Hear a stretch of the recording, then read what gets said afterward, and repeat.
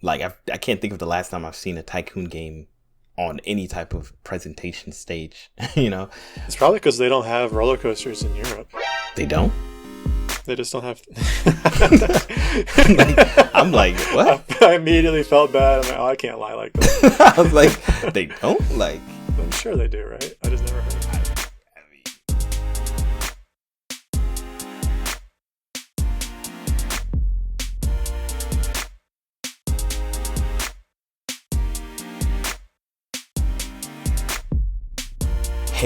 hey, everybody. Welcome to another episode of You Already Know the Super Agile Brothers. It's going to be a good episode. It's going to be a little bit different. Truly, it's a sad day because we're missing one of our Agile Bros. Today, it's just going to be me and the illustrious Steve. Steve's say hey to the people. Today, we only have 4 legs between us instead of 6. Only 4. We're not as agile. Not as agile. Well, wouldn't you be a little bit more agile if you had, well, I guess it's probably a point where you have too many legs, you know? It's probably like a ratio of leg to body mass that makes you the most agile. We should do a whole episode on what type of creatures are the most agile depending on their legs. And advanced kinematics of monsters. Of just insects, like compare them. That'd be a good episode. I think it'd be good. But like I said, today's going to be a little bit less agile, as Steve said, because Kyle is not with us. He is sadly without power down in the bayou, Louisiana, beer. You know, wow. Yeah. You just went all in. I'm sorry. I did that for Kyle, you know. But what's the most disrespectful is Kyle told us right before this recording, because actually he's listening in as we're recording this. He's the, what do you call it? The silent observer. He's the watcher. Silent observer. He's the watchman. And he's out the here watcher. like, what if? So he's going to have a lot of opinions after we're finished here. But yeah, he basically told us that like his neighbor's house has power, but like he doesn't. So like Louisiana's really doing him wrong. Like, I guess maybe it's for the best. Maybe it should just be me and Steve. I think it'll be good. Let's try it out. Let's try it out. All right, cool. So, anywho, let's talk about today's episode. Today's episode is going to be a good one because we're going to be talking about GamesCom 2021. So, as you guys know, we are definitely gaming enthusiasts, and GamesCom is a gaming, I guess you could say, conference, expo. Well, there's so many. It's com. Is it com or con? Because com. I'm pretty sure it's com. COM. Yeah. What is the com short for? So, I think it's basically... No, I have no idea what com is. Let me say that first of all. I've lost track. I thought, there's so much... There's so many video game conferences and presentations. Mm-hmm. It seemed like this was a strong Xbox thing, so I'm like, I guess this was... You're right. Xbox. It was Xbox heavy. Well, we're going to talk about it in the next episode, but... PlayStation also did their conference like very recently, and I guess in many ways the reason why PlayStation wasn't really heavy in this one is because they had their own not conference but announcement stream. And theirs is great because it's called State of Play. It actually has a name, and the Nintendo Showcase is also very distinct. Yeah, so I can feel you on that. Just as you say that, I'm like, yeah, it is very heavy Xbox on this one, so that's interesting. But for those who don't know, Gamescom is basically a European game show, game showcase. That is why. That's why I don't recognize it, because it's the European one. I thought we already had like 2 other. There's a lot of them, but Gamescom is probably the biggest one in Europe. It's E3 in the US, Gamescom in Europe, and then Tokyo Game Show, Asia, right? So those are kind of the big 3. And I don't know if we'll get time to talk about it, but like to me, there's a big discussion about, like you said, there's so many conferences, and like I don't really know if they're really needed anymore. You know what I'm saying? Like, they're hype. They're pretty hype sometimes. Sometimes something to look forward to. It's one of those things where like I remember back in the day, like when E3 was around, like heavy, and everybody was at E3, before everybody started pulling out and doing their own things before and after. Yeah. Like E3 was everything, man. It was super hype because you knew, like, hey, we're gonna hear about the new console drop. We're gonna hear about the new Halo, the new, Gears it would go for days because you needed days to fit everything in. Yeah, yeah, and I felt like I scheduled my life around E3 during that period of time. Like, okay, I'm going to take my lunch break here. I'm going to make sure that I'm free at this time, I don't know, were you a big E3 person? Like, so there was a period of time where I wasn't really a gamer at all. But essentially once I started working at IBM and having some capital and a place and a device to play games on, or two or three. That's when I got back into it. So yeah, at that point, once I was at IBM, I was, watching on my lunch break or getting up early or something. Yeah, for sure. That's so interesting because I guess I've been a big gamer for a long time, and games first, food later. So like growing up, we did have cable when I was in like high school and middle school, for the most, like pretty much in elementary school. I said in the later episode, we got cable later, but now to think about it, it was like really when I was like in 3rd grade or 4th grade when we got cable. So I've had it for a pretty long time. But anyway, we had cable, and on cable there's G4 TV eventually. Ooh. I don't know when it showed up on like basic cable, but one day it was there. And I think when I was in maybe late middle school, early high school is when it showed up. And that was it. Like, I didn't know what E3 was. I mean, I had heard about it because of like GameStop, because I used to what's it called? Frequent GameStop, and I got the Game Informer magazines when I was like a Power Ups rewards member and all that stuff, which I still have all those magazines. But yeah, so E3 was super, like, it felt magical at that time. Maybe it still does for younger kids, but nowadays maybe I'm jaded and I just am like, oh, it's another sequel. Oh, it's another, I can see that. So yeah, so anywho, so today, I mean, I have a lot of thoughts about conferences in general, but let's talk a little bit about Gamescom. So once again, Gamescom happened in Europe, the main gaming conference, announcements, game showcases, so on and so forth. And really what we did is we went and we watched what was the opening night. Gamescom is a few days, kind of like E3, but the opening night tends to be when they have the biggest announcements and the most interesting games.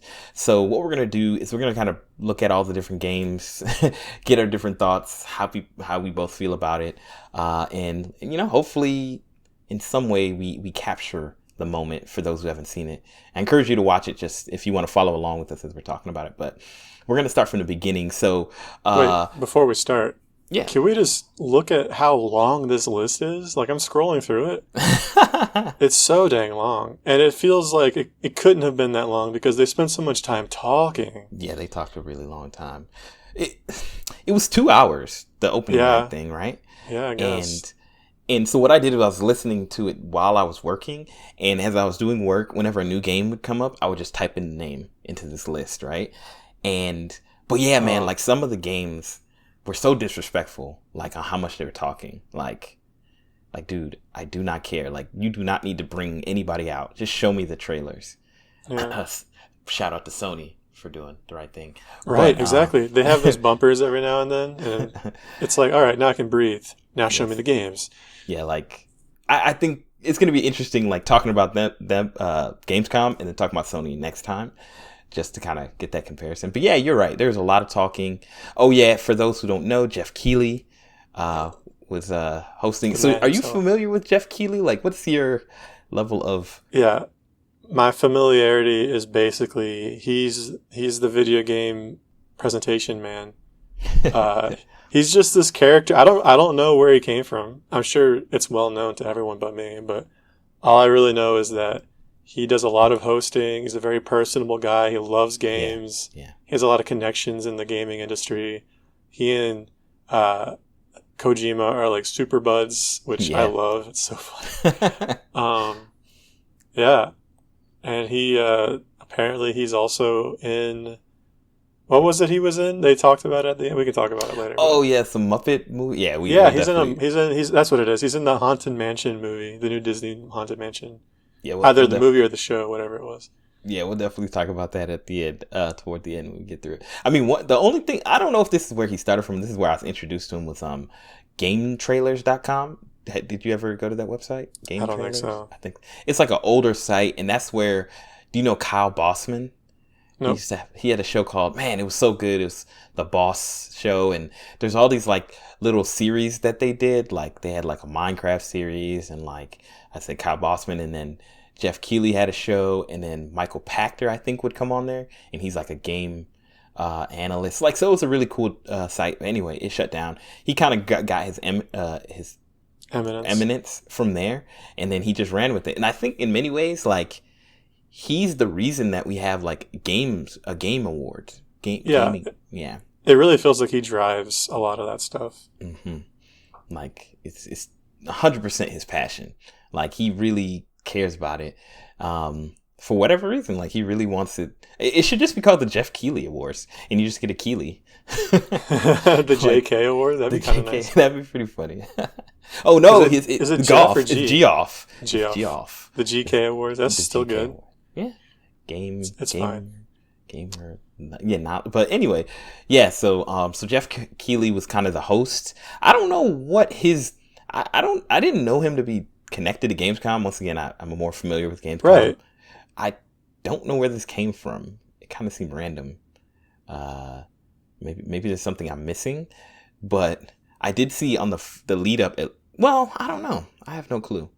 But I didn't recognize the woman who was with him. I think her name was Natasha. Mm-hmm. You did recognize her? I did not. As far as I know. Actually, they did introduce her and say who she was, but I watched the beginning of the show a couple days ago, so I do not recall. I literally watched it today and I don't remember. Like I just went like in the background just so I could be re-up on all the different games. All they gave her was the awards. Yeah. And the awards were whack. Oh my goodness. We'll definitely talk about that because what kind of award show was that? Anyway. Yeah. Okay, so let's get into it because there's a lot to talk about. All right. So let's start from the top. Saints Row. Right. So what was your vibe? What did you feel about Saints Row?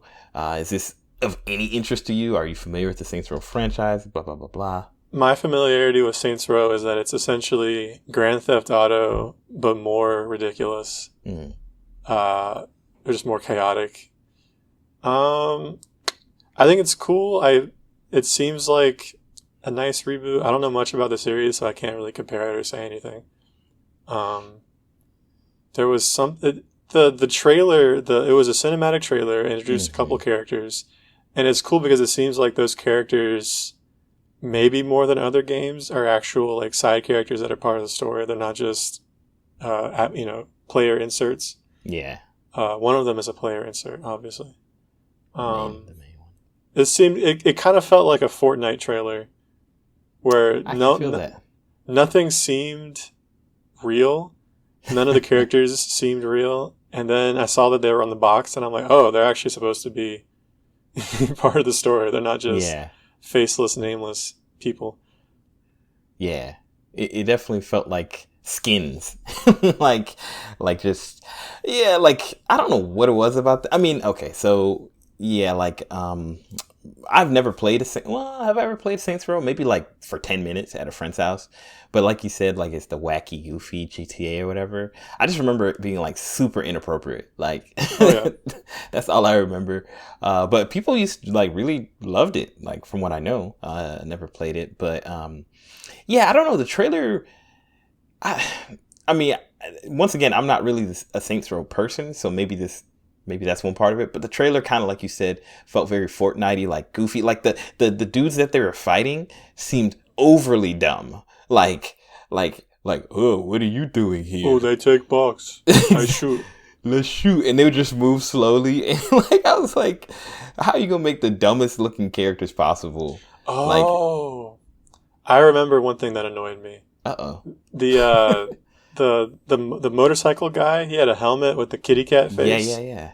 That junk is so overplayed, man. Like the character that the character, yeah, the character that only emotes through an electronic LCD looking display. I feel like there's a lot of characters popping up like that. Yeah. I don't know. It's not a bad thing. I'm not like making fun of them, but I just feel like I saw that, and to me, it immediately put me off the game. Like, whatever. Yeah, it definitely felt tropey. It almost felt like it was that trailer was made like a few years ago. Right. Like, you know what I'm saying? Like when everybody was into that kind of Fortnite style, like that was the thing. Like they meant to release it a while back, but they got delayed. And they're like, we already paid the money for this, so let's just release this. So yeah, I don't know, like if I had a scale of like 1 to 5, like level of interest, like a 2, you know, like. Yeah, same. It's just not my kind of game. I never played Grand Theft Auto either, so. Yeah. And you know what I probably disliked the most about that presentation or that part was like, not to be rude, but I don't care about like I care about the voice actor. I want them to be employed and have a great job, but I hate when they have to go on there and be like, yeah, this game is going to be so great and awesome, and it's going to be better than anything. Oh, the woman came up afterwards. Yeah, I'm like, I just don't like that. I'm like, you probably don't even, not that because she's anybody, but it could be a man or woman, but I feel like a lot of the people who are voice actors or musicians on games don't really play games, you know? Yeah, so, they're not necessarily involved with the game. Although maybe she is. It depends. There's some studios where like the voice actors are more part of what's going on. Yeah, like maybe she is a gamer. Like it would be like The Rock coming out there to me. Yeah. Like I'm like, but a total lack of star power. At least it's The Rock.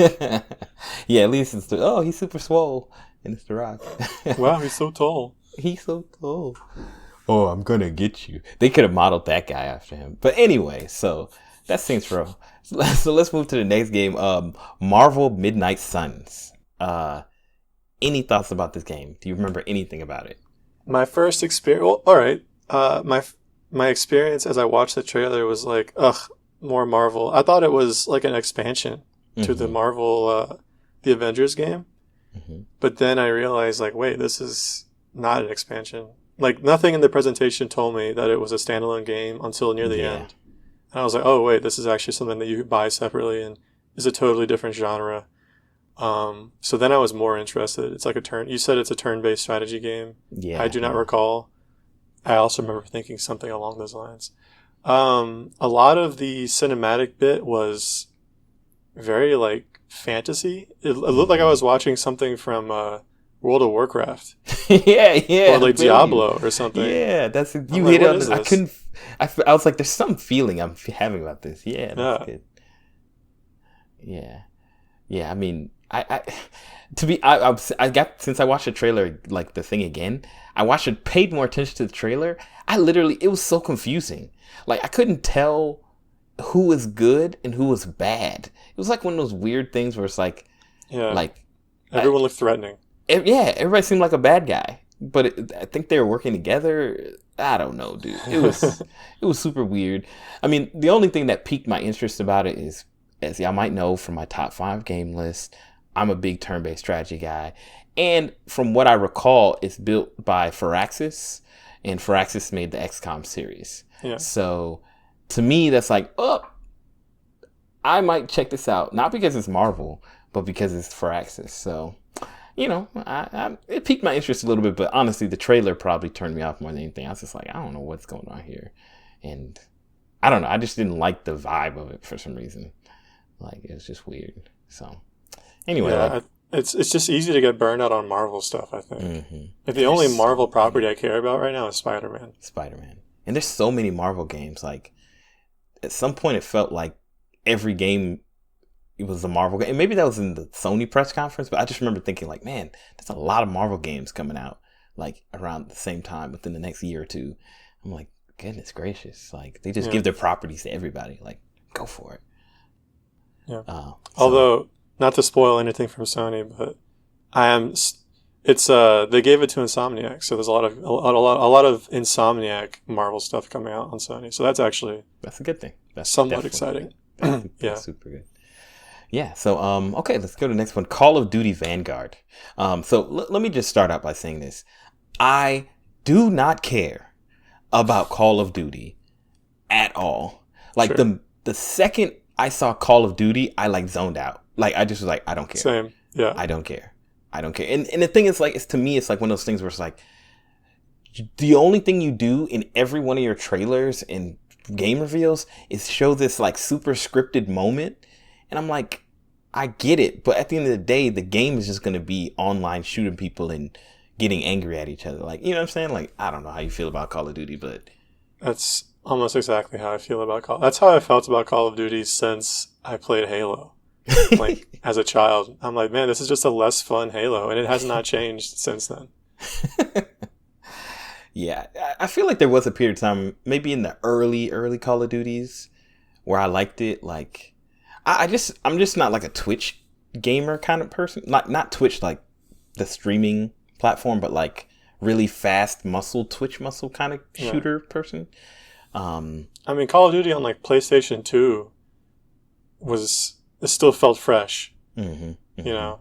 But now it's like, oh, you mean I don't even know what this is. Vanguard? Is it? I don't know how they fit in together. I don't know if this is a standalone game or an expansion. Like, I don't know anything. Yeah, because there's like Call of Duty Black Ops like 3. There's like all these like renditions, but they're different but the same. I think this one is in World War II and you're a Russian woman or something. But like, oh, that was okay. You just reminded me that I couldn't think of the trailer. Yeah. It was this long, super long, bro. Yeah, I was skipping ahead because I was like eating or something. And they did that trash where you. Like in animes or like in TV shows, like 12 hours earlier. Like, there was a flashback. Like, excuse me, you already showed me gameplay, and then you're flashbacking to a walking sequence where it was just super long. And then they brought the people out who were talking. I legitimately was like, bro, like, stop. Yeah.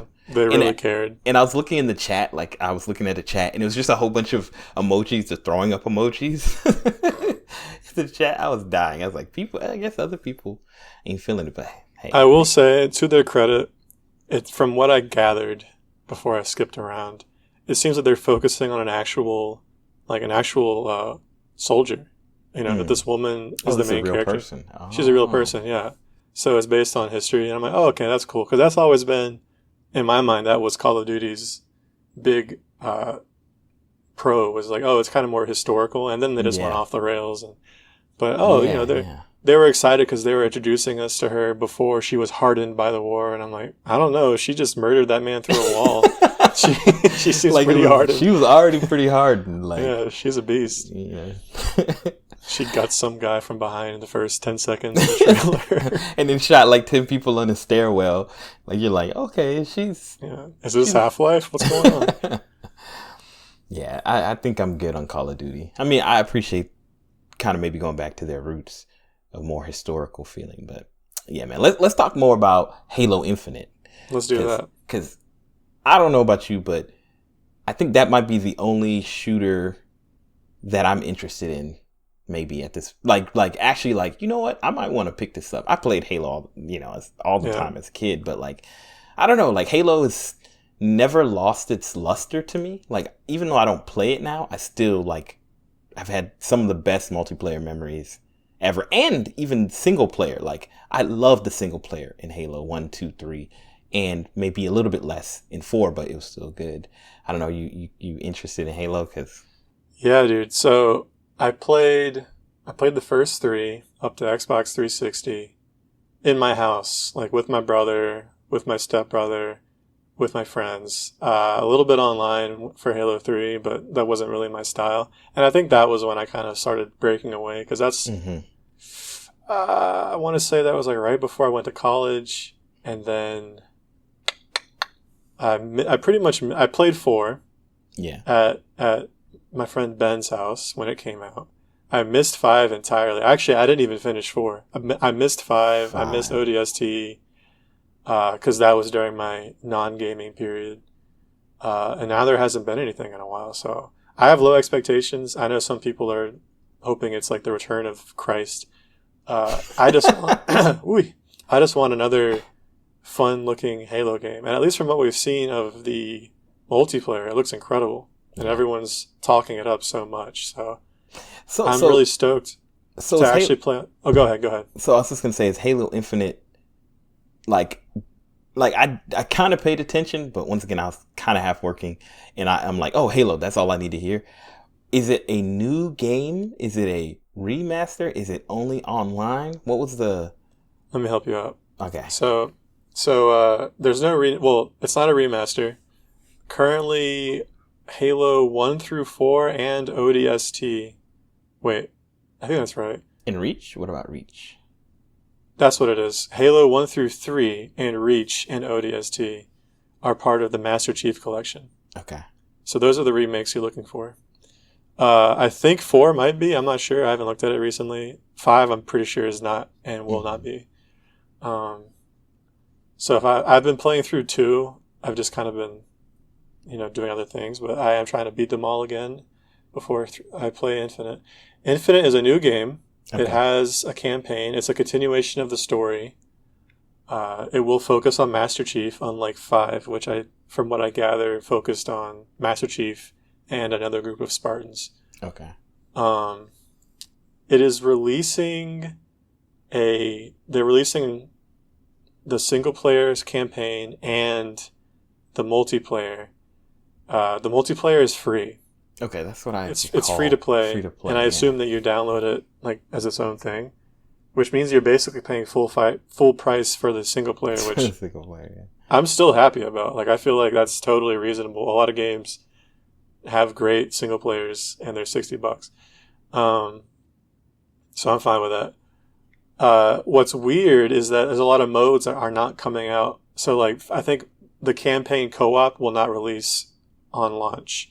And the Forge mode will not release on launch or for like another 3 or 5 months or something after that.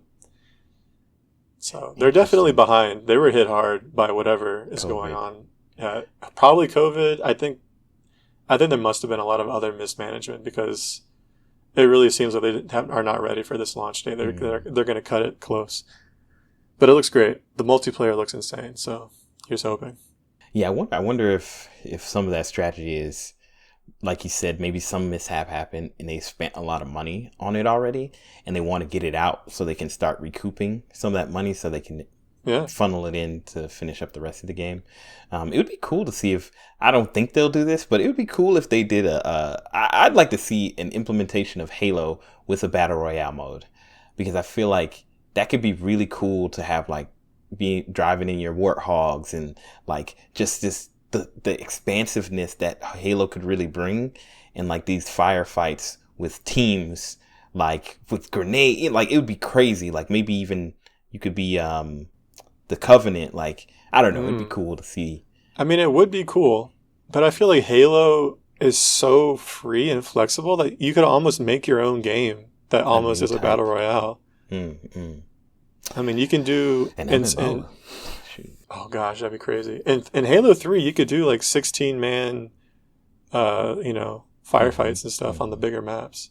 Yeah, that was wild. I remember back in the day, like being like 8-on-8. This is crazy. Like, yeah. Oh man, doing LAN parties were so much fun. So crazy. I'm so looking forward to that. Like I said, I didn't play online, but recently I've been playing more games with friends. I've been playing Gears of War with a couple guys, and I'm already thinking ahead, like, all right, what's next after Gears kind of goes dead after a while? Yeah. Halo Infinite, man. Stoked. It's coming. Yeah, I mean, and not to belabor how great Halo is, but one of my really good friends, he's like my other older brother and my brother's best friend, Rob. We talk games like all growing up. We played Pokemon when I was a kid. Anyway, we played Halo like 1, 2, and 3. I think, 2 and 3 together through the co-op campaign. And then we went back and tried to play it on, what was it? Like the hard mode, like the hardest mode. I can't remember what it was called.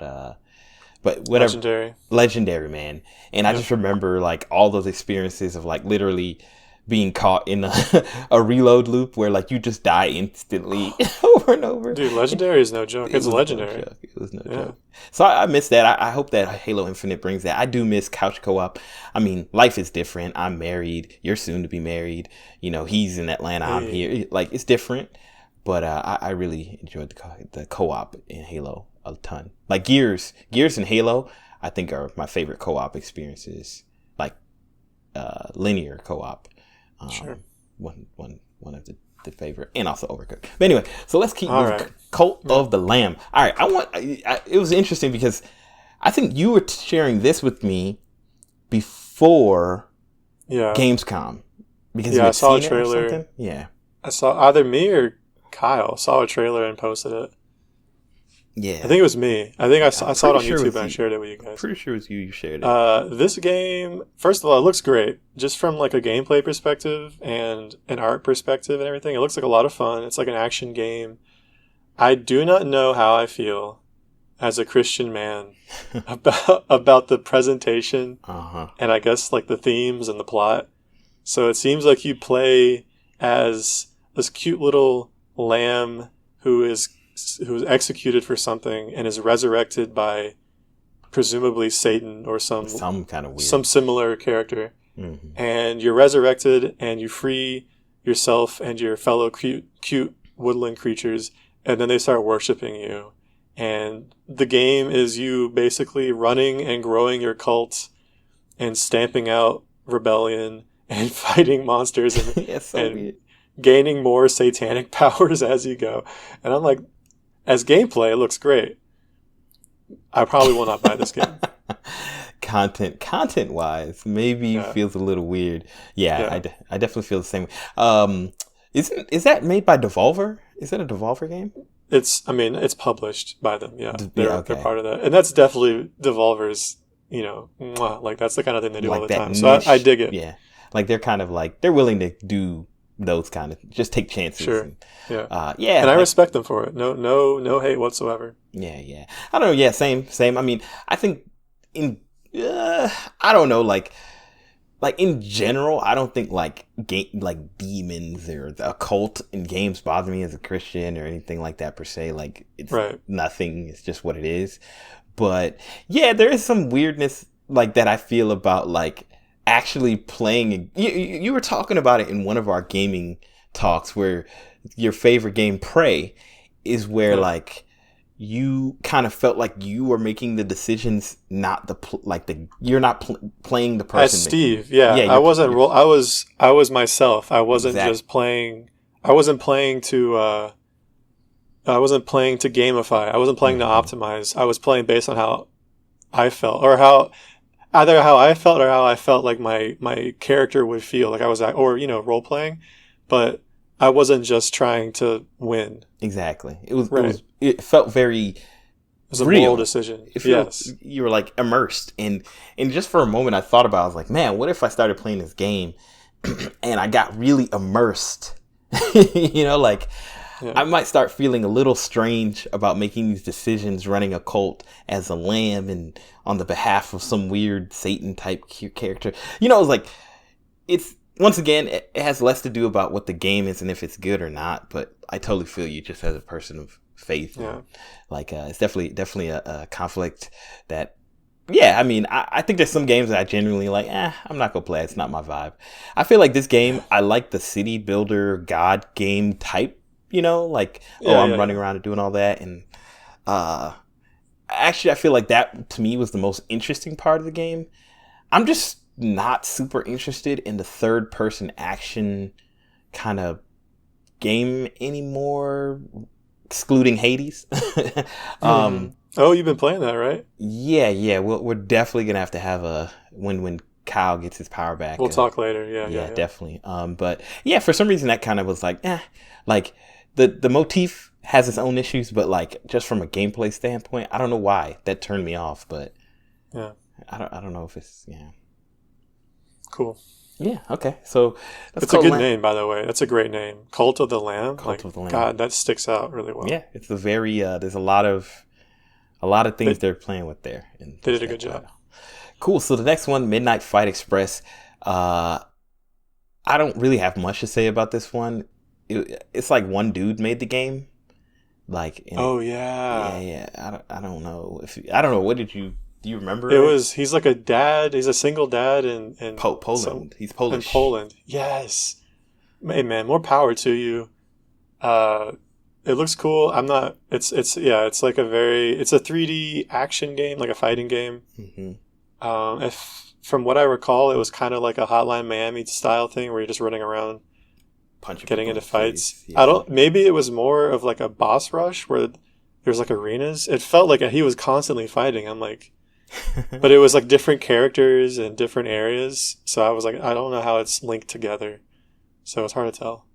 Yeah, I think it's one of those things that indie games just in general struggle with is that, like, because you're limited, and especially since you're one dude, like, you can't do too much. So your game fundamentally is just driven by one mechanic, and that mechanic has to be really, really strong. Has to be gold. Yeah. Yeah, it has to be golden to make you want to play longer than 30 minutes or an hour or 5 hours. So to me, it looks interesting. I mean, it probably won't be expensive. It'll probably be like 25, 30, $15. But it just seems like the type of game like, oh, this is cool. Like it's kind of like how I feel about Gang Beasts. Like, it's fun to play, but it's like, I'm not really going to play it unless I'm goofing off with you guys. You're over playing Gang Beasts or something. Yeah. We should do that, by the way. I've never played it. Oh, it looks awesome. It's a good, hilarious time. We'll do it sometime in the future. TMNT, Shredder's Revenge, beat 'em up. Really tempting.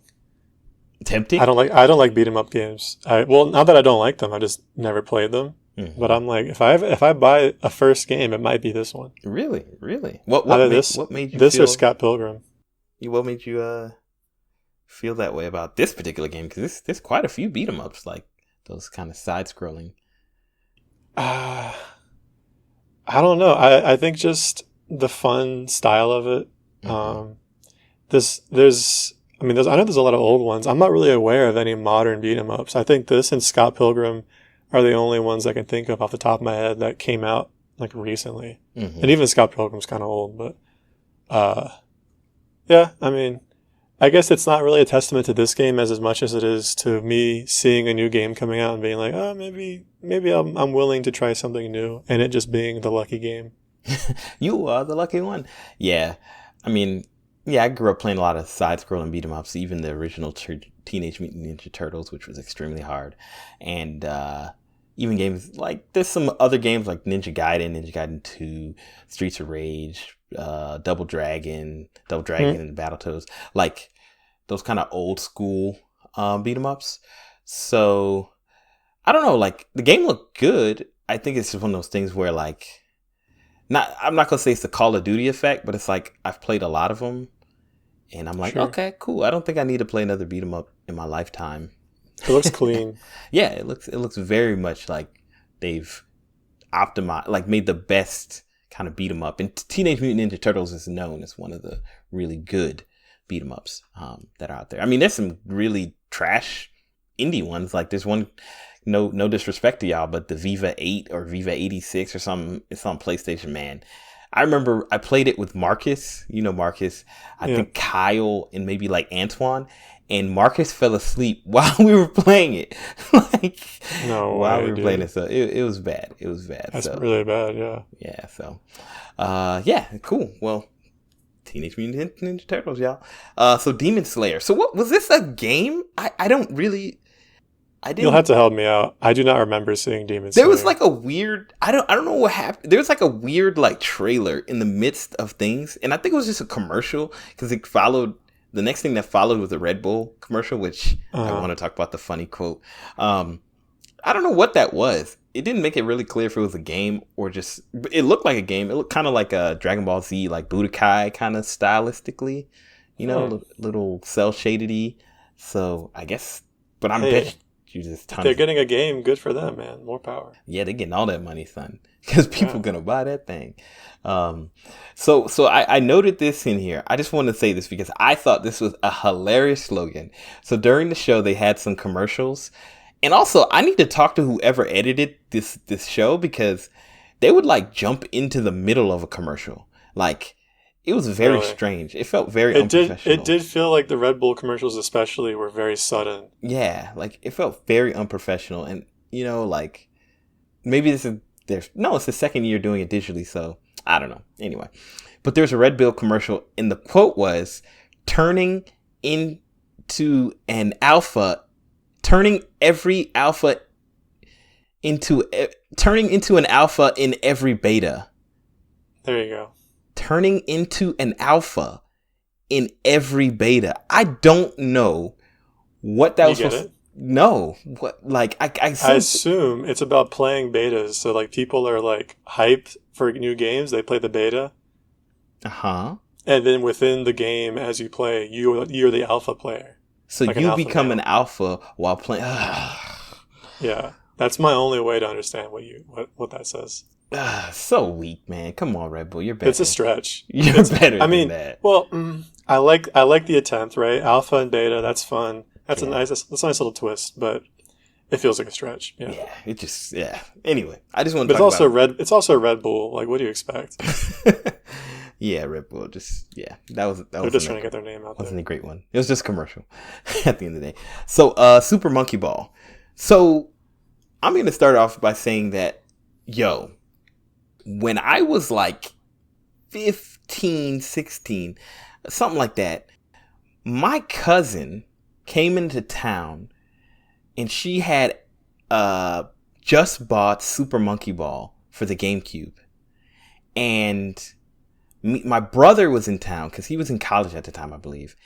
And we knew that she was leaving the next morning to fly out. And she had just gotten Super Monkey Ball. And me and my brother played Super Monkey Ball literally, I think, for 14 hours straight. Oh my Something God. Crazy. Because I remember we started at night, like people were going to sleep. Maybe not 14, maybe closer to 10. But all I remember is we started playing at night before midnight, like maybe 9, 10, 8, something like that. And we stopped playing when the sun was coming up at like 7 a.m. or 8 a.m. Like we wanted to play every single bit of Super Monkey Ball. I can't believe that's the game that you have an all-nighter for. It was... Is it that good? It was circumstances, and it was that good. It was super addictive. It had a whole bunch of modes. It was really fun to play with two people. It had monkey bowling, monkey battling, and then like you would unlock stuff as you kept playing. I got to talk to my brother because I know he remembers it because we literally stayed up till like 7 a.m. playing Super Monkey Ball. So anyway, I don't know if I'll ever play Super Monkey Ball again, but all I can say is that game was great. Enough for me to... I don't think I've done that really with many games other than like maybe like Age of Empires or something. So are you excited for this new Super Monkey Ball game? No. Okay. But I'm just wait. Let's clarify. So I don't remember the trailer. I know there's a new Monkey Ball game coming out on Switch. Yeah. Is this that or is this another I platform? believe so. All I know is that there's a Persona character in it and Sonic and Tails are in it. But it's just Monkey Ball. Like it's just Super Monkey Ball. If you ever played it. It looks really well polished just from the trailers. Yeah, I mean it's really fun. It's just I don't think if you don't care about Super Monkey Ball, you probably won't ever play it. But if you play it, you'll have a great time, I feel like it's the kind of game. So here's the thing. Mario Kart is a game I never played growing up. Mm-hmm. Never touched. I only bought it on the Switch because I had other friends who were playing at that, bring your own Switch party I used to frequent. Yeah. And it was one of the LAN games that we would all play together. So obviously they were like, you should buy it. And I was like, okay. And I don't think I was living with you at the time, but I was living at that apartment that you had vacated. Mm-hmm. And, bro, I played that game by myself for so long. And it turned out, I don't play by myself anymore. At this point, I only play with people. But, I've cleared a lot of it. And it's a game I never thought I would like, but I love it. And I feel like Super Monkey Ball could be a game like that, where it's really fun with people. It's surprisingly fun by yourself. Hopefully it has some sort of LAN ability. That'd be super tight. I don't know if the gameplay can support that, but it seems like it can. So if I ever am back in a situation where I'm having Switch parties, I think Super Monkey Ball would be top of my list to buy and try out. I was just thinking about this. I was like, well, first of all, I can confirm that Steve played Mario Kart, because I remember like I hadn't played much Mario Kart 8 or whatever it was, but I played Mario Kart growing up, and I was a beast. Man, Steve took it to the next level, cuz. I just remember being like, Steve's playing a different game than me. Like, I'm racing. This man is like, it's art. Call it what it is. Changing the time stream or something. Like he was like about near lapping us. I've never been lapped in my life in a Mario Kart game. I was like, yo, this man, I don't know if I could play with him no more. Like, you're too good. But once you learn to drift constantly, it's game over. Yeah, man, you were killing it, son, and I hadn't played it in a while. So anywho, I just want to note that in the case anybody's, not sure if he's about that life, he's about that life. And I was going to say Super Monkey Ball might be a good game for you and your future wife. It's definitely. I also was wondering that. Yeah. Yeah. So it's a very fun game where it's not Wario. Well, it's not WarioWare-ish, but it's kind of one of those games where like it's a low skill ceiling to play because it's like a very simple mechanic. But to get to the later levels, you have to be really good.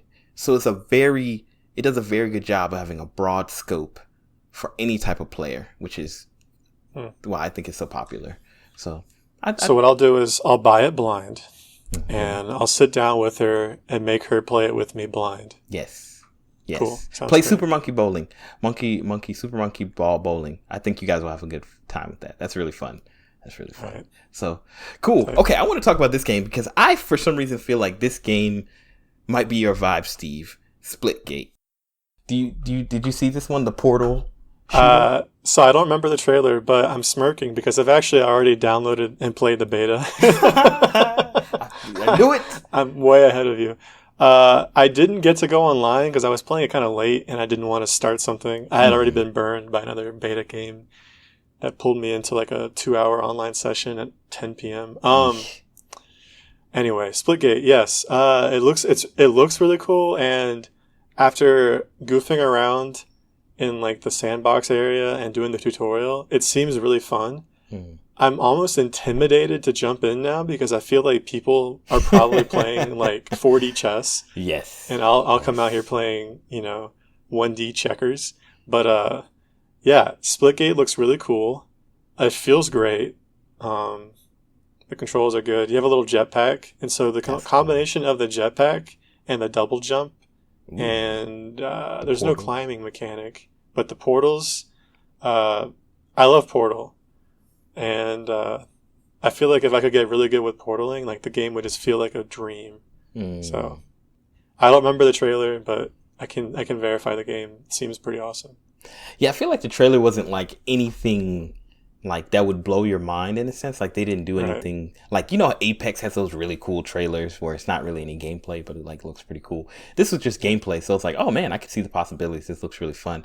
But 100% feel you on that 4D chess joint, son. That's immediately what I was thinking. I was like, yo, I just know, playing Portal 1 and 2, it's like, there's times where it's like these puzzles are mind bending. And just imagine if there's a person who's committed to only playing this game. Like, they're going to be doing stuff that you just are not ready for. Because, I already get mollywopped in normal shooters. Like, Like, I got to suck my thumb. I got to stop and suck my thumb when I'm playing Portal 2, man. It's serious. So, like, just adding the element of the freedom that you get from different, stages, levels, or whatever. And then how the emergent gameplay that comes as people find new strategies. And like we were talking about before, meta, it's like, who even knows where the meta would go, so. I think that game could be huge because the meta seems 4-dimensional, honestly. It seems huge. I could 100% see that. I'll play Splitgate with you. I'm ready to get mollywopped as long as I'm doing it with people. I don't think I could play by myself. I'd be down to pick it up and see what it's like. I'll do a quick shout out. I've been playing this game. I think it's an indie game. It's on Steam. It's called Portal Reloaded. It's a mod of Portal 2. So it's built on top of Portal 2, which was free. No, wasn't free, but anyway. It's basically Portal 2, but he added a third portal, which is a time portal. Oh. And so you shoot a time portal, and you walk through it, and it takes you bounce between either the future or the past, and you have to solve puzzles through time. Whoa. And it's great. I haven't beaten it yet, but there's some real mind benders. I don't think I ever had to like stop playing in Portal or Portal 2 because I couldn't figure out a puzzle. There's multiple times where I had to just quit for the night and be like, I'll come back to this later. And then I come back after sleeping and I get it, but like, it's really great. It's almost as funny as Portal as well. Like the AI that talks to you is definitely not GLaDOS. And it feels kind of try hard sometimes, but it really pulls through. I'm really impressed with this game. So quick shout out, go check out Portal Reloaded. I was streaming a little bit of it a while ago. I should pick that up again. When you said 4D, once you put time in there, that's it's literally 4D. Literally 4D. So I think you mentioned it one time, but I've never seen it. So I'm gonna look into that. What's it called? Portal Reloaded. Portal Reloaded. Okay. Cool. All right, let's keep moving down this here list. Rider Republic. Okay. How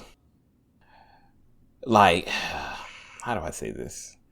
First of all, let me ask you: do you remember this one, Rider Republic, the Extreme? Hardly. That's yeah. I feel like this is the problem. Like with all these extreme sports games, they seem to all have especially nowadays, they seem to all have the same vibe of kind of this kind of open world extreme sports. But for some reason, I don't know why it doesn't seem fun to me. Like, is it similar to like the old Tony Hawk games? No, there's this other game. I can't remember what it's called, but basically like you could be on a air glider or jet skis or mountain bike or like stuff like that, and it's just a lot of races, and it's like an open world kind of race game. That's kind of what this feels like. I don't know, it might be a little bit different, but I know it's a racing game, and I don't know, like I don't know, it's just one of those situations where I like the vibe that it gave off. Like it gave a good like fun, hey, come in and jump in and have a great time vibe, but I don't know. I'm actually surprised these games are still being made. Like, I don't know who's buying them, but there must be somebody. Someone must be, yeah. Somebody must be. There has to be an audience. And it looks like they have a decent budget, so I don't know. If you don't remember it, there's not really much to talk about. It's just an extreme sports game. So I have no interest really in it. Century Age of Ashes. Did you see that one? Do you remember this one? I've seen it before, actually. I recognized it from an earlier. I feel like it's at least a year old. Or it's been talked about for a year. I don't remember being impressed watching it again, but I feel like we've talked about it. I think they have classes, and essentially, if you hadn't seen the trailer, it's a game where you're riding dragons around.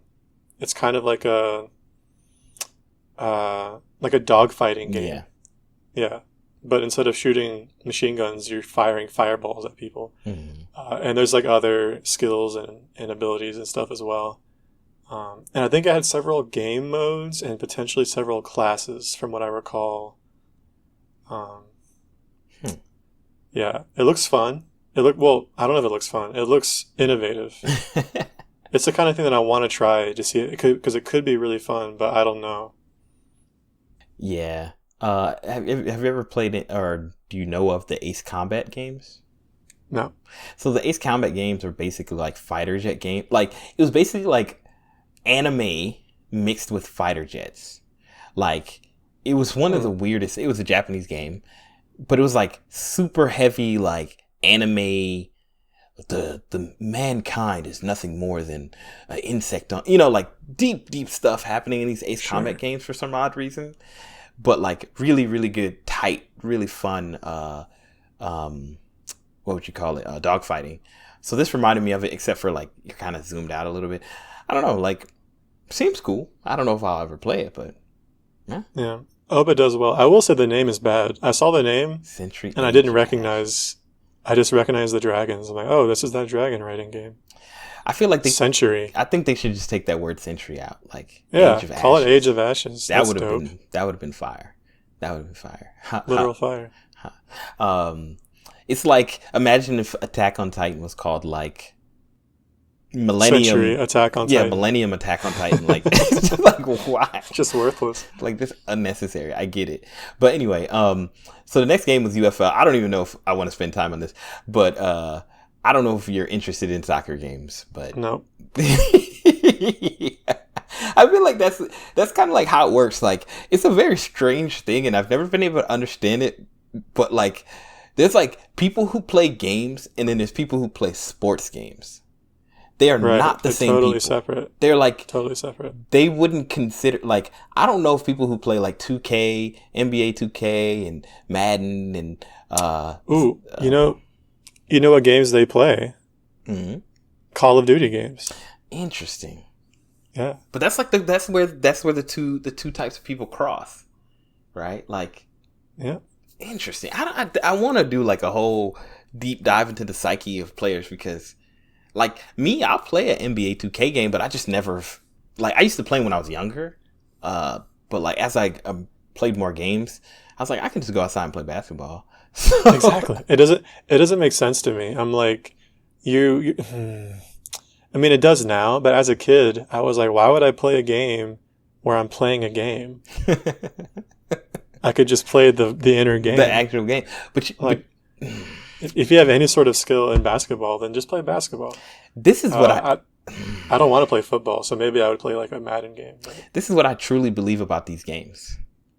The people who play Madden and NBA 2K and FIFA are the nerdiest people who are still trying to like maintain some of their coolness, you know, because like if you say you play a sports game, like, people are like, okay, you into sports, like, that's cool. But if you say you play, like, you know, any other game, people are like, oh, you play games, like Madden and those kind of games feel a little bit different. Like, in a lot of the community is a lot more like, I don't know, like less nerdy people, you know, like, if you know what I mean, like, maybe. I think I know some guys who are just like sincerely nerdy and sincerely enjoy the game. They don't play because of like an affectation. They're playing because they really enjoy sports games, and they also really enjoy sports. I bet our friend Sheldon plays football games. Maybe. Yeah, I don't know. I mean, it's. I once again, no disrespect to people out there who are sports game players. I just like to say that you're nerds too. Just know that, because you know. But I think it's kind of fool yourselves. But it's kind of like people who are big into sports are kind of like I don't want, like, it's like the cool version of Pokemon. Like, you collect all of these like players, you know. Oh no! It really is. I mean, it's just like, oh, collect them all. You know, like if you play FIFA and you get the cards and you get certain. Oh, I got Lionel Messi. He's like level X and blah blah blah. He's super great. Like, no, it's like card collecting is like, come on, like. I mean, baseball cards were a thing. Yeah, and it's the same people, right? Yeah. So anyway, that's a good observation. Yeah. Shout out to UFL people, online soccer game. Have fun. Lego Star Wars, the Skywalker Soccer. I'm sorry, I didn't realize that's what I wrote. I know we said, I'm laughing not because of what you just said, but because we said we wouldn't talk about UFL. But we talked about it like 3 or 4 minutes. Yeah, we talked about around it almost. Yeah. All right, Star Wars. What do you think about like Lego Star Wars games? Like, have you ever played them, or have you had fun? My only Lego game experience was Lego Island back on like Windows 98 or something, and that junk was fire.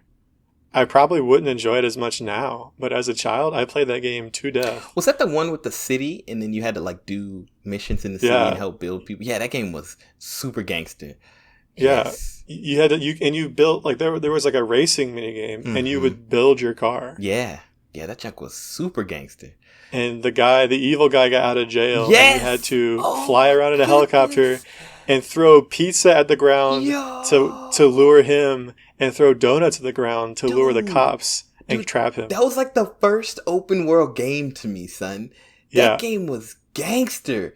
Oh my goodness. You're over here. I'm having flashbacks. Yep. And I'm helping you out, man. Man, wow. Sorry. All I'm gonna say is I remember playing it at one of my friend's house, and us getting in trouble because he had a limit at how long he could play games. But whenever I came by, we'd play for way too long, and he'd get in trouble every time. There you are. Wow. Anyway, so I generally dismiss Lego games because I'm like, what's the point? But I think as I've become an intellectual, I've realized that they're actually pretty good. What really caught my eye was it was like you play the whole saga, like the game or series of games. I don't know exactly what the trailer was for, but the presentation included all the way from episode 1 up through episode 9. I'm like, that is actually kind of hype. Like that's a fun way to experience the Star Wars movies. Yeah. I feel like Lego Star Wars is secretly one of the best games ever. Like, it's just, they take some, like Lego Star Wars, Lego Pirates of the Caribbean, Lego Scooby-Doo. They have Lego Universe. Like, these games are really good, like fun games. Like, I played Lego Star Wars. And funny too. Yeah, like that. And I was going to say, like, somehow, like in the old Lego Star Wars games, they didn't have voice acting. But somehow they delivered some real, like, legitimately, like, laugh out loud humor with no words. I was like, and especially if you know the content, like if you know Star Wars or something like that, it's even more funny. It's like, wow, like I can't believe they just did that. So, I mean, it's definitely a game like I'm like might be fun to play with Shailene, like because they're pretty straightforward and simple, but they also can be pretty complex when it comes to collecting all the different characters and using their abilities to open up special areas. So. It's kind of like I don't remember anything about what the gameplay looked like. I just remembered seeing some goofy scenes that became goofy. Yeah, it's like a third-person action game where, you know, lightsabers, beam weapons, and then when you get certain characters, they have special abilities, and then there's like hidden stuff, and like you get new characters as you go through the game. And like there's some backtracking because there might be a level you get to, but you can't do a certain thing because you don't have Boba Fett yet. And you get Boba Fett, then it opens a whole new level area. Oh, like, wow. It's a really well done game, really fun, very addictive. It's definitely, I haven't played in a long time, so I'm like, maybe I'll get it for me and Shailene. Lego Star Wars. So Synced Off Planet. I don't know if you remember this one, but to me, this is one of the more throwaway games. The writing was cringy. It was so bad, son. The robots have come and taken over, and now the technology that doomed us might also save us. It's like wow, incredible. You're doing something like literally like it just felt like Europa Report. Like it's like And what kind of it's twice, so I don't really know where to start. In the trailer, they're talking like the rest of humanity has been evacuated to the one place they're safe, off planet. That's not a one place. That's everywhere that's not on the planet. that's not a destination. And then it's even worse. Come on, even worse.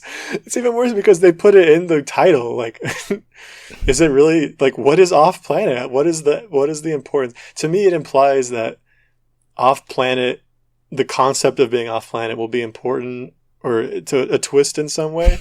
But just from that trailer, I'm like, what is this? Like this fourth grade? It felt like fantasy fic. Like, yeah, like you said, fourth grade. Like I'm writing a science fiction novel that everybody's gonna love based on like all the stuff that I love about sci-fi, but you don't realize that you're a terrible writer and not creative. Right. And even the character design and like everything just looks super like. All I remember was these vague humanoid looking monsters that crumbled when you killed them. So That's all. That's the only detail I recall. Yeah, and there's like a flying robot. Like it honestly looked like when you watch a movie and they have like a fake game that they paid some random company that's never made games ever to like simulate for the characters to play. Yeah, like choosing. Like it just felt so vanilla and so trash. It's just. We'll see. There's got to be some hook, right? Like who makes games like that anymore? We will never hear that game again. I promise you this. You will never. It isn't. Maybe it's only in Europe. Yeah, I'll talk about that as we go a little bit down the list. We got a little bit more time here. Like, there's certain games that I know that if it wasn't in Europe, we would not hear about them. There's just certain games that have more. There's a few games on this list that are What was the game that Kyle was talking about? Like the Tycoon type games? Like, oh, yeah. Yeah. I think, Rollercoaster Tycoon. Yeah, I think those type of games are bigger in Europe than they are in the US. Like, because I can't think of the last time I've seen a Tycoon game on any type of presentation stage, It's probably because they don't have roller coasters in Europe. They don't? They just don't have. I'm like, what? I immediately felt bad. I'm like, oh, I can't lie like that. I was like, they don't? Like, I'm sure they do, right? I just never heard of them. I mean, hey, if anybody out there in our European audience, confirm. Yeah. If you're listening in 2025 as our first European audience member, send an email to POTUS@gov.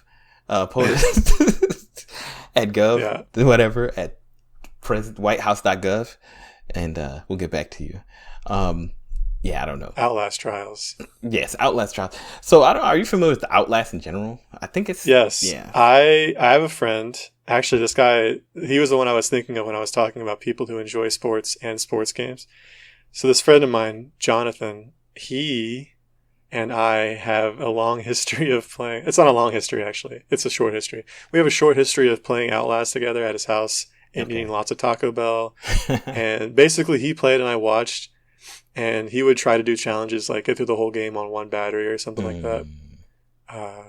And then we tried playing Outlast 2, and it immediately got like weirdly sexual. Or something. Something was weird about it that we both just didn't jive with us. So we did not do that. It was the Borderlands 3 of Outlast. No. It was like a Cult of the Lamb kind of thing. Where it's like, oh, this is a little too weird. Yeah. The game seemed fine other than that. We just weren't feeling it. So the Outlast Trials seem cool in theory. I'm definitely going to send him the trailer next chance I get. I just keep forgetting. Yeah, it just seems like more Outlast. I played a little bit of Outlast. I thought it was cool. It's just, at the time, I think I had played a lot of games like Outlast. And I think I just had my fill. So I've never gone back to it. Like, I don't know, like that horror, survival, no weapon. It's definitely, I think the way you described your experience with your friend is exactly the right way. Like, you play with them. Like, one of you play, one of you watch. Because it's very much a fun spectator type. Like, it's a good mutual experience type of game. You know what I'm saying? Yeah. But yeah, like watching a scary movie. Exactly. Yeah. So cool. Outlast the Trials. All right, DokeV. I want to talk about this for a second because I do too. I think this is probably the one game before I even knew Gamescom had happened. I knew about DokeV coming out at Gamescom because of y'all, and just also one of my, who I mentioned earlier, Rob, who we played Halo with. Me and him had a long conversation about DokeV. So let me hear, what do you feel about DokeV? What are you thinking about it? What's your vibe on it? So my first thought is, if you saw the trailer as part of Gamescom, watch it again on YouTube, because the stream compression and garbo does not do it justice. It's a beautiful trailer. And when I saw the trailer on YouTube before the presentation, I remember thinking, like, this might be one of the best looking, as far as like photorealism, the environments and the lighting look so good. Yeah. And the character designs are they're a little cartoonish. I think it's great. Some people might argue, probably Brad, that it doesn't jive, that it's a cartoon with like the photorealism. I think it looks fantastic, but everything just looks so clean and so like kinetic. It looks like a lot of fun. The trailer was weird. I felt the trailer felt like a weirdly paced anime because it was like a whole song came through. So the song has like, the rise and climax, the climax and the refrain, the chorus and the refrain. Yeah. And the trailer kind of followed that. So it was weird, but it looks like it could be so much fun. Yeah. And I'm excited for any game that looks like Pokemon that's not Pokemon. That Pokemon-esque feel. Yeah, man. I like, I think you sent it. Was it you who sent it or was it Kyle? But, I think it might have been me. Yeah. So, I just stopped. I was like, oh, DokeV, just another random game. And yeah, man, I was taken aback. Like, number one, like, as much as I said it to the guys, to Kyle and Steve at the time, that I felt a little weird by, like, the photorealism of the back, like, the city. In like the environment. Yeah, like it didn't feel like they matched. But as I've watched it again, I've kind of been like, okay, that's just what they went for. Like that's their motif, respect. And I 100% agree with Steve. Like it is such a beautiful looking game. Like the particle effects, the colors, the movement, the everything that's happening on screen, and just like, and also like feeling like, I mean, maybe I gotta watch it. I've watched it 3 times, maybe 4 times. I wasn't really paying attention for frame drops or anything like that, but it felt very smooth. And man, it's to me, like as an older gamer, me being in my 30s now, I'm playing games since I was 4, like I'm always just looking for something that excites me. And DokeV might never live up to the hype or whatever I think it is, but there's something exciting about feeling like this may be a game that I've never really played before. And it also has a feeling that I've never seen before. Like there's something about the colors and the brightness that it seems very joyful. Yeah, like it just feels like it's coming from a different place. It almost felt like at the very end when it's like you said, it's the whole song and it's like dun, dun, dun, dun, dun, dun, and it stops and then it shows like the little girl in the house. For some reason, I had this vibe of Big Hero 6 for some reason. I don't know why, but it kind of felt very Disney movie-ish for me for some reason, like kind of magical and for the kids, but adults will really enjoy it and something that you'll want to share with your family. I don't know. I'm excited about DokeV. I think maybe a 4.9 out of 5. Yeah. I think that if the brand can really take off, and if the game, I don't know what else this brand, where else this brand exists. It might just be the game, but if they can do well, and if the game really takes off with like younger kids, if it goes viral, then I think Pokemon might like just be done. Like it could really, because there's a lot of games right now that are trying to eat Pokemon's lunch. True. They're trying to have the Pokemon like aesthetic with like all the cute little monsters you collect and fight and level up. And they're trying to move that out of the Pokemon RPG gameplay into open world stuff. And this feels like they took that a step further, and other games haven't quite been able to eat Pokemon's lunch. I feel like these guys could potentially do it. It's really close.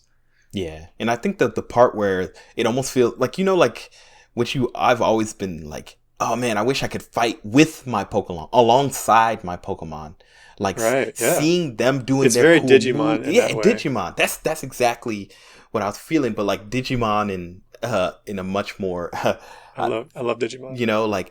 Like the colors, and you're fighting and you see your little companion fighting the thing that you're probably trying to capture to be a part of your team. And then like I love just seeing the movement like that they had. Like they kind of overshowed the skateboarding, the longboarding scene. I just thought that was funny. I was like, they're really proud of this animation. But like it was the skateboarding and the rollerblading. Yeah, it was both. The rollerblading looked really fun. Like just fun to move. Like it felt like I just like games that do movement in a very, like one of my favorite games is Prototype, because the movement is like almost perfect. Like as far as like it's crazy. Like you can like pinpoint an exact spot that you want to land on and you'll land exactly there. Like I don't know how they did it, but their air motion is just crazy. As far as prototype. I don't know why I thought of The Surge when you said prototype, and that's why I was laughing. But yes, prototype. I got you. Yeah, prototype has. Yeah, that game looked absurd. Yeah, it had really good movement, like really, really good movement, and it made the game fun. And I feel like DokeV, if they can combine the Pokemon feeling and it's interesting. Like it's kind of one of those things. Like I've never thought about Pokemon being dethroned, because it's Pokemon. It very well may never be. I mean, DokeV has uphill battle. You got to have strong game, strong, like make a TV show, make cards, do the whole nine. But yeah, I'm excited about DokeV. No matter if it's just a game, if they just keep it there. My only fear is that it's not as cool as the trailer, because there's the E3 effect where you can make something look super cool and it can be garbage, but I'm going to keep my... I mean, a lot of it was in-game footage from what it looked like. Yeah, I think all of it was in-game footage, work. And it looked so dynamic. Yes. Yeah. There was like teamwork between the character and the little monsters he had with him. Yeah. I think the only thing that maybe I was like, but I think maybe it fits because of the gameplay is that like there was no... When they were attacking the enemies, there wasn't any feedback. Like you didn't see the enemy take the hit, It felt very button mashy just from what it looked like. It's just kind of like you're hitting a thing, but it's just ignoring you, and it's just more about like timing and stuff like that. I kind of like games where it's like you hit a thing, it may stumble, then it can do a thing. It's like a little, push and play, but we'll see. It looks cool. We'll see. That's definitely, I think, my most interesting game that I saw from Gamescom. Mm-hmm. So yeah, let's we're not gonna spend too much more time like on all of these games, like, but I definitely want to maybe touch some that I feel like maybe are very interesting. Did you see Far Cry 6? I did. I always forget that actor's name. Good for him. I kind of feel bad because they called him like a great villain actor. I'm like, can he not play a non-villain? Jeez. Now he's almost in everything that I've seen him in the last maybe 5-6 years. He's either been a villain or a character with a dark edge. So they might not be inherently evil, but their actions could be construed as bad. Yeah. If that makes sense. I just wonder if that's by his choice or if he's been typecast, basically. I think he's been typecast for sure. Yeah. But it looked cool. I love the South America. I love the taking on the dictatorship kind of thing. Yeah. I never played any Far Cry games, but it seems like they've done a good job with this. Yeah, I think I played the last Far Cry I played was like maybe 3 or 4.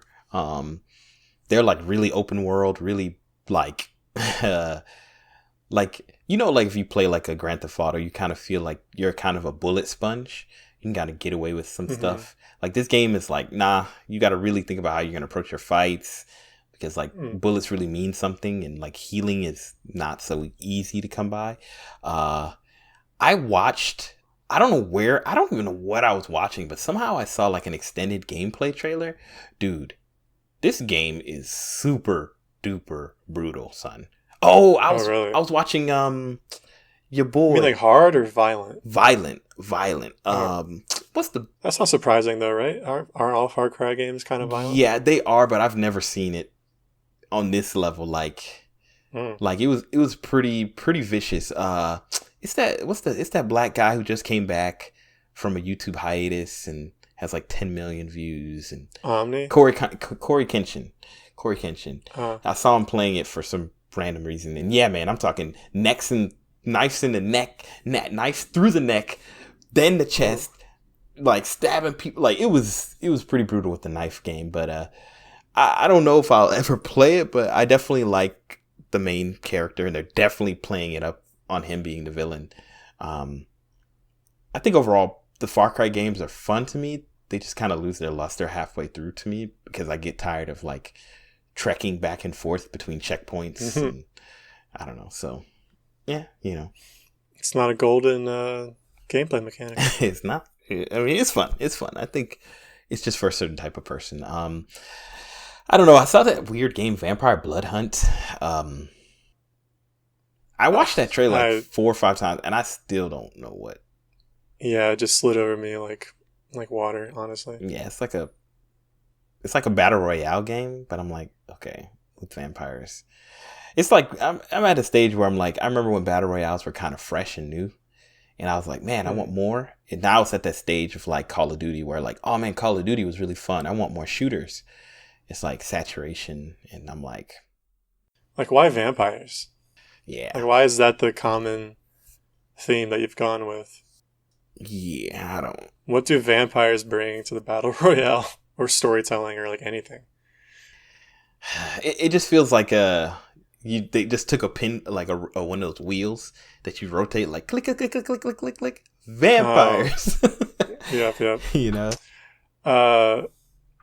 Park Beyond looks fine to me, but I figured Kyle probably likes it. It looks like a Rollercoaster Tycoon game where you don't have to worry about whether you kill your patrons or not. Weren't we?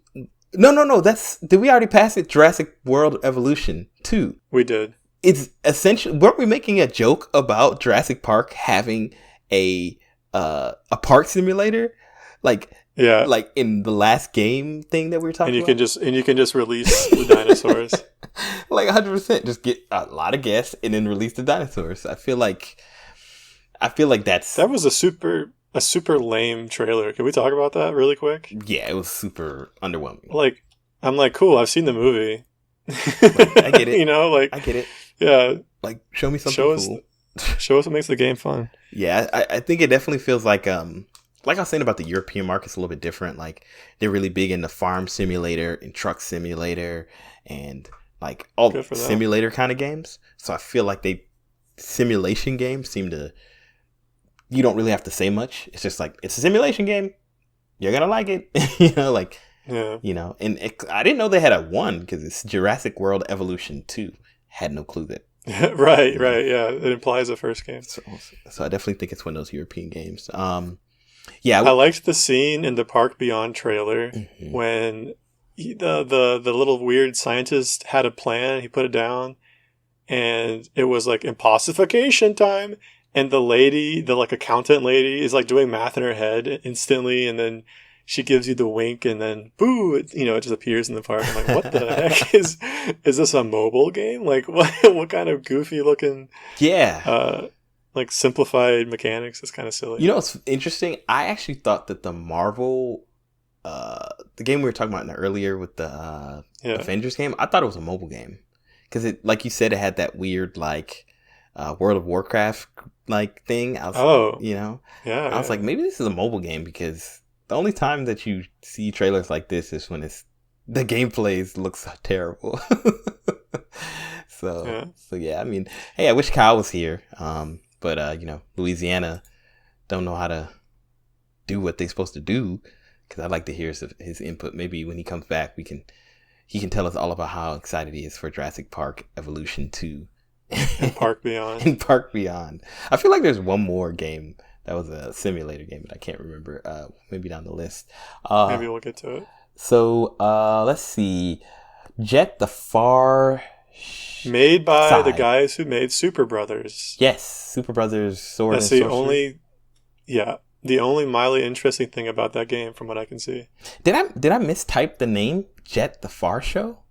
It's Jet the Far Shore. Yeah, I got you. I understood what you mean. It's called the Far Shore. I guess you're flying to the Far Shore, but are you interested in this? What do you? I'm interested only because I'm vaguely interested in the developers. I'm not even like a huge fan. I thought Super Brothers was an interesting game. Yeah. I wouldn't even recommend it to most people probably. It's very, but yeah, it's a game. I really hated the camera. It was like Sword and Sorcery? No. In Jet the Far Shore, it was zoomed out so far. I get what they were trying to do, like, so you kind of have the dynamic of like darting through the landscape, but it just felt really like, nah, please zoom that in a little bit. I couldn't even tell. They came back a couple times to like scenes of, I guess, the character flying through a bunch of loops and stuff. And I couldn't I couldn't see the character. It was zoomed out so far. Small. It's like a little all ant. I could see was the smoke trail. Yeah, it's like, what is this? Like, is this really the choice you're going with? Yeah, it seems like an indie game that has a little bit of support because of maybe need some Super more Brothers' name. Horizon Forbidden West. I must have missed the trailer. Yeah, I mean, I'm excited for. I haven't played the first Horizon game, but yeah, like I kind of tried to ignore it because I haven't finished Horizon Zero Dawn, and like I'm always afraid of like spoilers. I saw something that spoiled something. I'm sorry. Oh no, the director was talking about it, and he said something about where it's located. That kind of, I was like, oh well, thank you. But once again, the game is super old, so I can't be mad at him. But yeah, it's gonna be great. He's like, why haven't you played my game? Exactly. It's like, So Horizon. It's more of the, not to say, it's more of the same. It's Breath of the Wild too. New World, I could not care less about. Yeah. I don't remember anything from the trailer. It was like a pirate game. Like, it was one of those things where it's like, this trailer is completely useless to me because this is an MMO. And you're not showing me any gameplay. You're showing me, you go on the high seas and change the world. I'm like, yes, go walk up to a town, talk to some villager who gives you a fetch quest to go kill 20, seals in the ocean. Skeletons. You know what I'm saying? Like, I'm like, it's an MMO. Like, if you're into it, you're into it. No hate on the MMO community because I really like, what was the game? I can't remember it right now, but it's not for me at this point. I just, too much in my life going on. I will say that I know some people at work who seemed interested in the beta.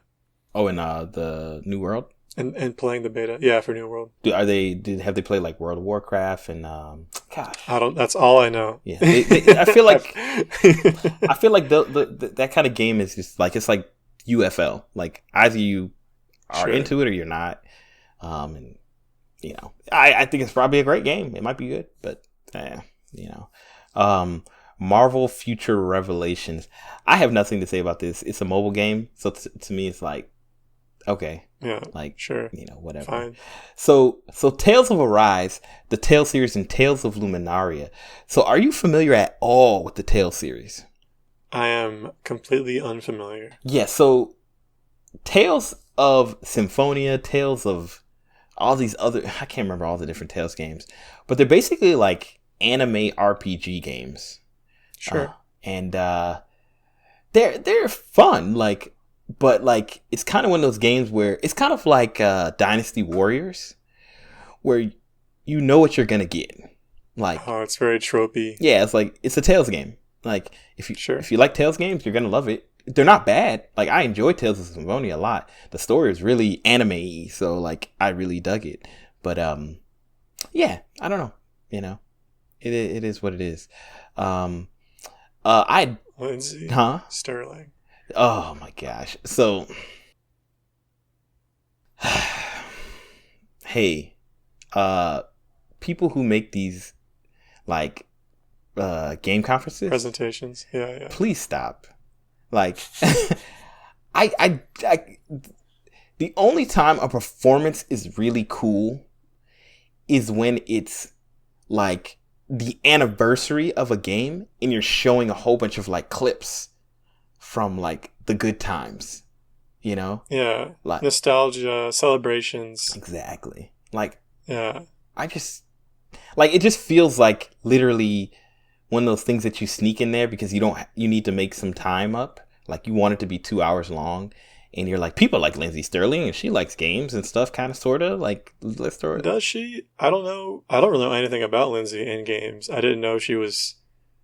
I mean, this isn't Keanu Reeves coming out because he's in the game, right? Like, this is Lindsay in the game? Lindsay's big on doing covers of games music. Like that's Zelda true. Games. She does a lot of that. Yeah. Like, so it's kind of like, they could have brought out, what's the dude who does the like a whole bunch of his voices? McGroove. Like, what's his name? Smooth McGroove. Who I think you've lost me, man. He's the dude, he's like, he has long hair and he like has like 6 screens of him singing all the different parts of songs. Like, remember? Oh, okay. I don't know who you're talking about, but I can picture it in my head. Yeah, he's done like the Gal theme. It's basically like the guy who did the Star Wars medley. Like, I was like, you might as well bring him out. because it's like, what does it have to do with anything? Like, and she's not playing. She just shadow boxing on the stage. Like, it was just stupid, man. Was she? She wasn't playing at all. Like, it was very obvious she wasn't playing. It just fake streams. It almost made me turn the stream off because I was like, bro, I can't do this. Like, I skipped it actually. Yeah, I was watching it live, so I was like, man, I'm like, I'm about to go watch me some Omni or something. Omni's also watching the stream. He probably was. It's more interesting. So moving down to Jumanji, random mobile game. Who cares? Pass. Oh, it's also on Switch, which is something, I guess. That's telling. I have no idea what Lost Judgment is. I wrote it down. Yeah, I don't remember. Core. Irrelevant of Core. I don't care anything about Core. But did you hear Deadmau 5? Yeah. So I'll get to that in a second. No, we'll get to it now. Deadmau 5. Okay. If that's how you say it's pronounced, sure. Then why did you continue saying Dead Mouse the rest of the presentation? Did you notice that? Yeah, I caught him. But here's the thing. I feel like the problem is he's saying Dead Mouse and he's moving to the next word. And no matter how you hear it, it sounds like Dead Mouse because you've heard it 1,000 times. It's like I listened and it definitely sounds like he was saying Dead Mouse, Dead Mouse. It sounded like you were going back and forth, but it's one of those things where you hear the same. You know, if somebody's like, listen, you'll hear the word cheese and it's like a random noise and you'll hear cheese. Sure. I feel like that's what it was. Maybe. I did not re-listen, so I cannot verify, but to me it seemed like he clearly was just saying Dead Mouse. I did want to say that since I watched it again, I didn't notice this, but Jeff Keighley, right before that, he was like, introducing Dead Mouse. And then he was like correcting Jeff. And then he just immediately corrected it like, hey, Deadmau 5. I'm like, bro, like literally, you should just give up on that. Like, it's Deadmau. Call yourself Deadmau. You know, formerly known as Deadmau 5. Like, yes, like cool. Like, yeah. So here's what surprised me. Two things that surprised me. First, did I miss something? Was there like an explanation of core, or was it immediately just Deadmau? Because I felt like, you know, there's like, usually they introduce a game, but the die and then they're like, yeah, usually they introduce the game and then they talk about like the cool like added feature you get if you pre-order or something. Oh, you get a Dead Mouse mask, but it just jumps straight to him and a bunch of like little Dead Mouse characters running around the screen, and I was like, what is core? Like, they never told me what core is. So from what I've gleaned, is core is kind of like Roblox. It's like, yes, like, it's like Roblox or meets Dreams. Yeah, like there's little mini games in there, and what he did is he's created a space for himself. I don't really. So was it advertising the space or was it advertising core? Like, is core already known? Unclear. Unclear. But the way that it seems is that core has to be known because he said once I entered the world, I got stuck playing Moonlandia or some game, Worldlandia. Sure. And so I'm assuming it had already existed, and then he was like, oh, I want to make my own world. So come in, and they've made like a joint partnership or something. Okay.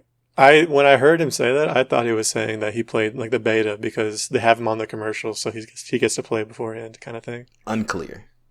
I'll also say that he's definitely far more personable as an electronic artist than I ever imagined. Yes. He seemed like a real human boy. I was so surprised. Yeah, it's kind of like I almost wish I hadn't met him as a normal person because it's kind of like a R.I.P. Our boys. Daft Punk, right? Like, I know they're normal people and they have families and they're married and live their lives, but there's something cool about their motif of just like. Is motif the word of the day, bro? Yep. You know what? That's me, man. I choose words and they're stuck in my word bank. This man woke up this morning and chose. I chose violence. So I don't know what that was about. It just felt like a commercial where they just partnered with Deadmau 5. Hilarious. and Jeff Keighley straight disrespected him. So I'm happy with that. Honestly, Fall Guys. Sorry, were you moving on? I was moving on. Yes, I was moving on. Okay. I have nothing to say about Fall Guys. Like, I'm surprised that's still a game that people are playing. Like, I'm happy it's still a game. Really? That people are playing. Because I felt like it was a great success story. First of all, those are my boys, Devolver. Second of all, it was a game that, like, had a great premise, great gameplay, really fun, and they just won the lottery. They just went viral. Yeah. I saw the comments during that part of the stream. People like, "Oh, dead game." I'm like, screw you guys. Yeah, it's probably a dead game, but it seems like it could still be a lot of fun. Yeah, I just don't understand Jungle Book. Yeah, I honestly, what I think it is that they literally got the cheapest license that they could get from Disney. Like, that must they be were like, "Yo, what's sort by price? What's $15?" They're like, "You bought some Mowgli? Like, we don't know what to do with this, boy." Yeah, like, it definitely felt like this is the one license that nobody has, so it's cheap.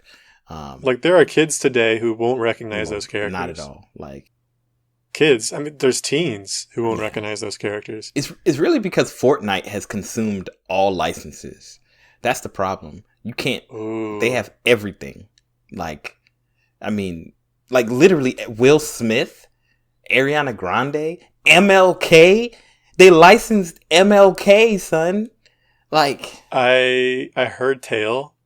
I don't know how that happened or what happened. That seems crazy. That seems crazy to me.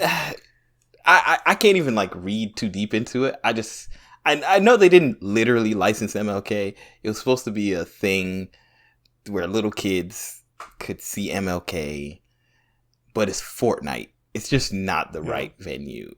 Maybe I'd prefer Minecraft doing it over Fortnite. You know, like, they disabled all the inappropriate emotes, but you're dealing with children. They're gonna still find a way to do something inappropriate because it's bad. I mean, was it an event or was it a skin? It was an event. It was like an event. Okay, good. I hope Thank God it wasn't a skin. I didn't see any skins because I feel like that would have been a lot more outrageous. Yeah. And from what I know, MLK's daughter was like, yeah, like, signed on. Just whatever. Like, she just was like, I don't care. Like, just, I'm not included in this. So, okay. Yeah. So, anywho, I don't know. Fall Guys is what it is. I think it had its time in the sun. It kind of reminds me of Draw Something. Like, it was fun, but sure. I'm surprised that it still exists. But really, the only other things really that stuck out to me was that random game Sifu. I don't think it's necessarily gonna be a game that I want to play, but it's kind of reminded me of that other game, the fighting game that we like, kind of indie, punching people. Oh yeah, the one above earlier. Yeah. Yeah. And then I want to just talk about how Death Stranding was super disrespectful with a 20-minute trailer. Like, it's not even a trailer. It was DLC, son. Like, extended. No. Extended edition. It's the director's cut. But bro, like, Kojima, I know your best friend is Jeff Keighley, but this was not okay. Like, they were, it just really felt disrespectful. Like, nobody else was getting that much time. Yeah. I mean, it was you bring up a good point. I didn't consider that he got way more screen time than anyone else really did. And it wasn't like he was showing anything that was like that amazing. It was just like, now you have a new feature, and then it showed the new feature for 3 minutes straight, and I'm like, bro, like, yeah, the indoor, like, fortress that he invades or whatever, the sneaking part was way too long. Yeah. And then the first, I think, 2 or 3 minutes of the trailer were cut from previous trailers. Exactly. Like, it's all stuff we've seen. And we all love Death Stranding, like, we do. But like, you could have just said, hey, there's some more DLC, here's some cool things coming. Like, did you see the end when it was, I can't even remember what it was. It was like Norman Reedus taking pictures of himself or selfies. Oh yeah, they were just that's one of the features. That's not even a new feature, but you can, like, there's a photo mode in the game, and you can have him, like, pose in front of the mirror and do stuff.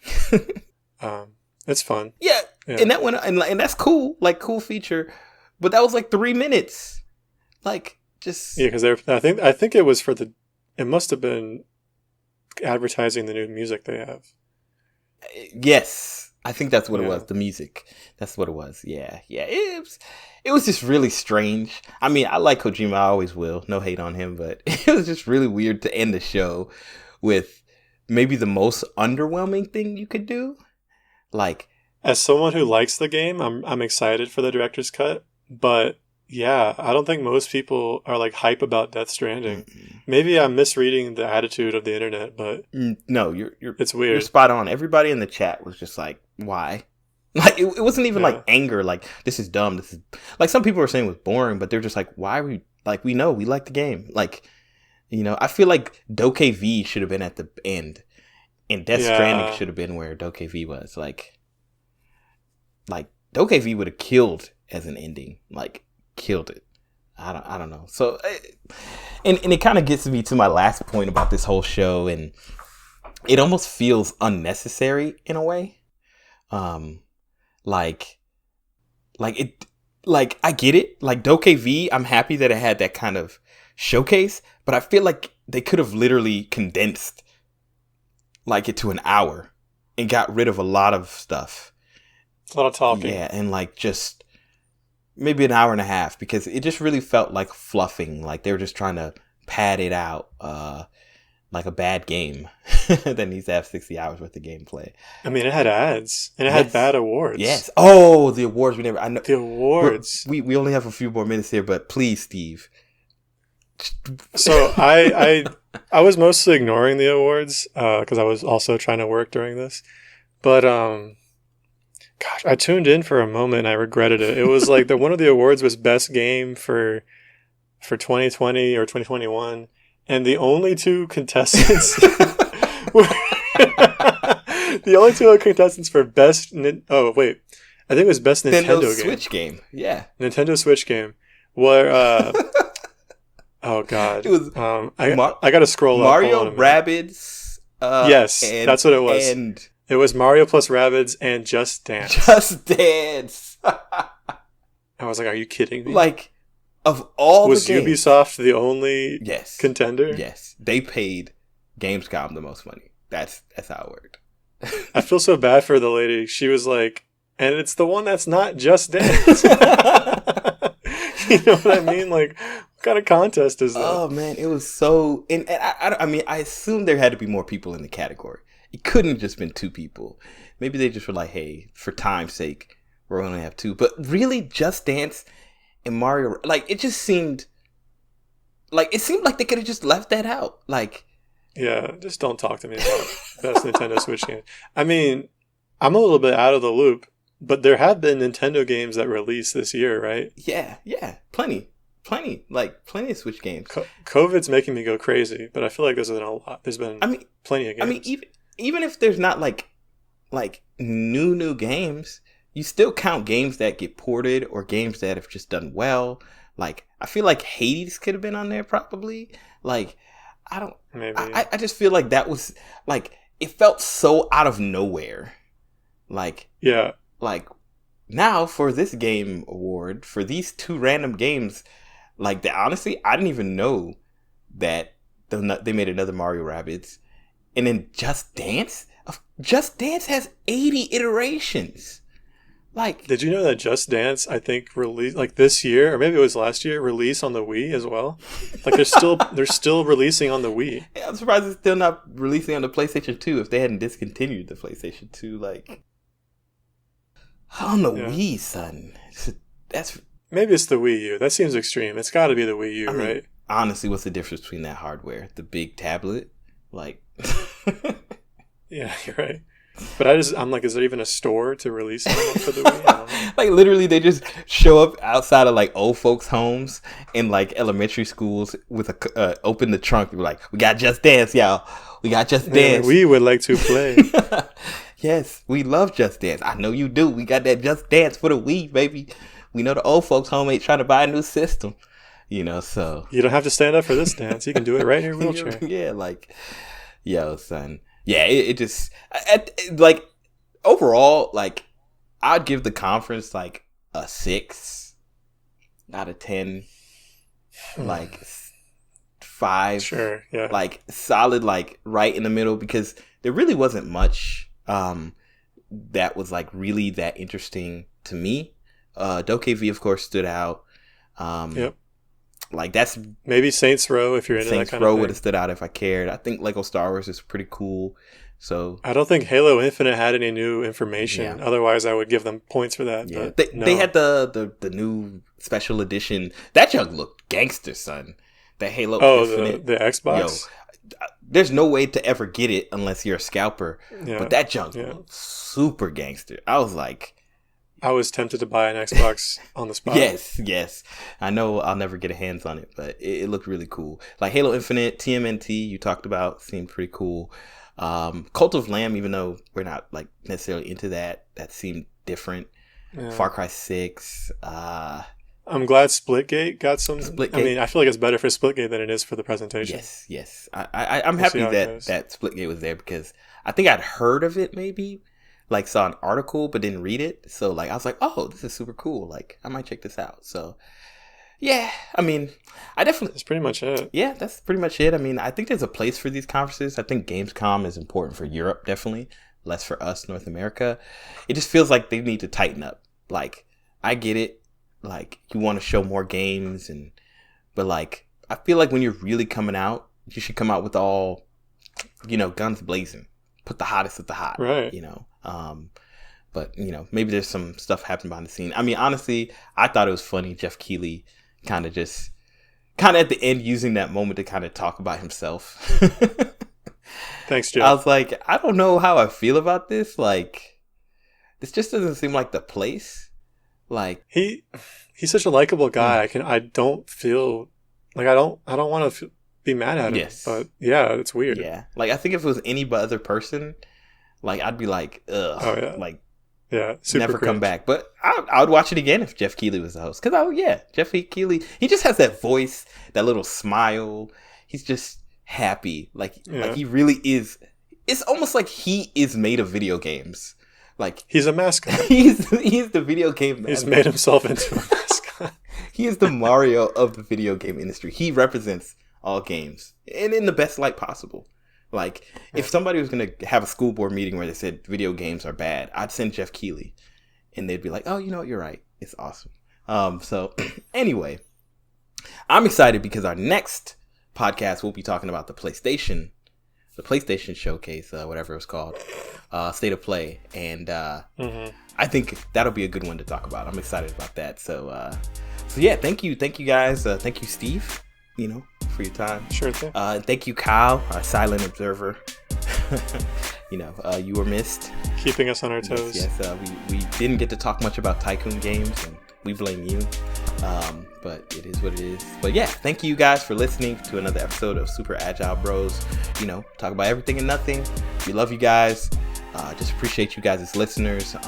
If you guys are interested in any other topics for us to talk about, please share them with us on our SoundCloud, or even I guess we should share our email one of these days.